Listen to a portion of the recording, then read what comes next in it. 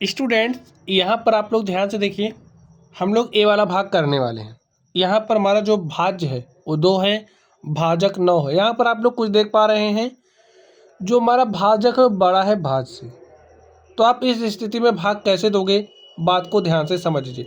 Student, जैसे मैंने भाग करने का नियम आपको सिखाया था, अगर आप लोगों ने हमारी भाग वाली वीडियोस देखी हो, ठीक है, नहीं देखा होगा तो कोई बात नहीं, रूल वैसे ही होगा, केवल कुछ स्टेप्स बढ़ेंगे, ठीक है।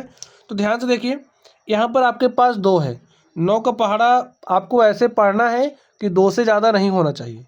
कम होगा चलेगा, बराबर होगा चलेगा, लेकिन ज़्यादा नहीं होना चाहिए। पहाड़ा पढ़िए, देखिए 9 1 9, एक बार पढ़ रहे हो तो ज़्यादा हो जा रहा है, तो हम 0 बार पढ़ेंगे यार, 0 बार पढ़ दो तो 9 शून्य कितना होता है 0। देखिए रूल के मुताबिक ही हम चलेंगे, ताकि आप लोग कैसा भी सवाल हो सॉल्व कर ले जाओ, ठीक है। तो 2 में से 0 घटाया तो क्या आ गया 2, समझ गए। अब आप देखिए, यहाँ पर आप दशमलव लगा दीजिए। दशमलव लगाने के बाद आप एक शून्य लिखने के लिए स्वतंत्र होते हैं, तो हमने एक शून्य यहाँ पर लिख दिया। अब हमारे पास संख्या हो गई है 20। 9 का पहाड़ा ऐसे पढ़ना है कि 20 से ज़्यादा नहीं होना चाहिए।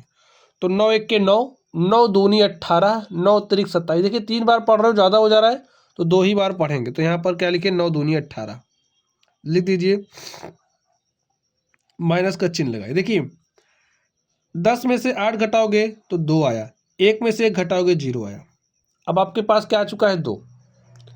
जब आप दशमलव लगा दिए हो तो जैसे आप लोग एक अंक उतार सकते थे ना, वैसे इसमें आप एक 0 लगा सकते हो, ठीक है।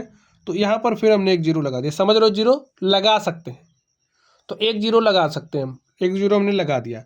पहाड़ा पड़ी, देखिए 9 दूनी क्या हो जाएगा 18। जब आप नॉर्मली भाग करते थे तो एक अंक आप उतारने के लिए स्वतंत्र होते थे, तो उसी तरीके से यहाँ पर आप एक 0 लगाने के लिए स्वतंत्र हैं, ठीक है। तो 9 दूनी क्या हो गया 18, घटाइए, 0 में से 8 घटाओगे नहीं घटेगा, यहाँ 10 में से 8 गया 2 आ गया, और 1 में से 1 घटाओगे 0। तो स्टूडेंट्स आगे देखिए, आपने एक 0 लिखा, लगा सकते हो।